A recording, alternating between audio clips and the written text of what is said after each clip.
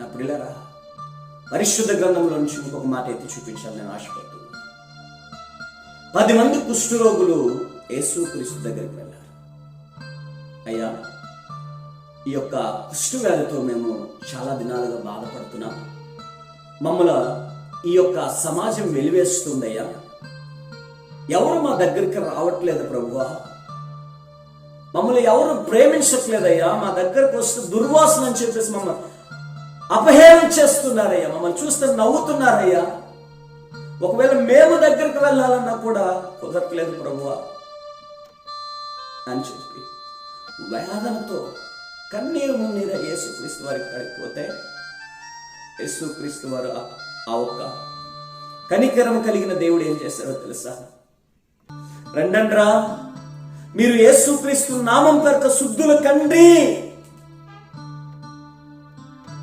ఇదిగో ఈ కుష్ఠవ్యాధి నేను బాగు చేస్తానని చెప్పి దగ్గరకు తీసుకొని బాగు చేస్తున్నారు.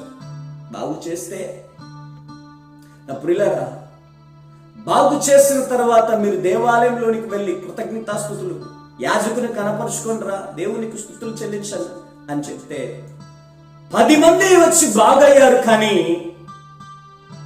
కృతజ్ఞత జీవితం కలిగినది ఎంతమంది అని అంటే, యాజకునికి కనపరుచుకోమని చెప్పిన దేవుడు ఎంతమంది యాజకుని కనపరుచుకున్నారు, ఎంతమంది దేవుని కృతజ్ఞత స్తుతులు చెల్లించారు అని అంటే, ఒక్కడు మాత్రమే ఆ 10 మందిలో ఒక్కడు మాత్రమే దేవునికి కృతజ్ఞతాస్తుతులు చెల్లించడానికి వెళ్ళాడు.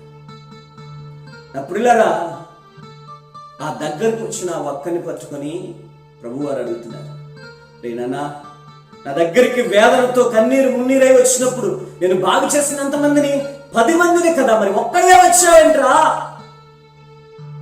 అంటే ప్రభువారు అడుగుతున్నారు, ఆ 9 ఎక్కడా? నేను బాగు చేసినటువంటి 10 మందిలో ఒక్కడే వచ్చావు, ఆ 9 మంది ఎక్కడా అని ప్రభువారు అడుగుతూ ఉన్నాడు. నా ప్రియులారా, ఆ 9 మంది ఎక్కడా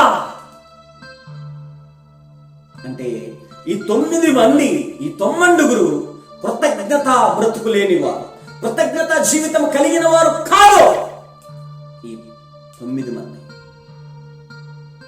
ఒక్కడు మాత్రమే దేవుడు చేసిన ఆ మహత్కార్యాన్ని బట్టి, ఆ అద్భుతాన్ని బట్టి దేవునికి కృతజ్ఞతాస్తుతులు చెల్లించాడు. 9 మంది బాగు చేశారులే ప్రభు అని చెప్పి వారి కుటుంబాల్లోనికి వెళ్ళి, సమాజంలోనికి వెళ్ళి, వారి బంధువుల దగ్గరికి వెళ్ళి సంతోషంతో గంతులు వేశారేమో. అయితే అలాంటి జీవితాన్ని ఇచ్చినటువంటి ఆ దేవుణ్ణి మరచిపోయారు. ప్రియ చెల్లి, తమ్ముడు, దయచేసి ప్రభు పేరట మనవి చేస్తూ ఉన్నాడు. ప్రభు పేరట ఒక దైవ సేవకునిగా నీకు విజ్ఞప్తి చేస్తున్నా. ఏంటో తెలుసా? ఈనాడు నువ్వు బ్రతుకుతున్న బ్రతుకు దేవుడిచ్చింది.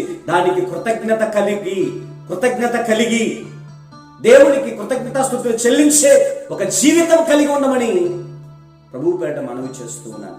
కృతజ్ఞత జీవితం కలిగి ఉన్నావా, లేకుంటే మర్చిపోయావా? ఆ 9 వలె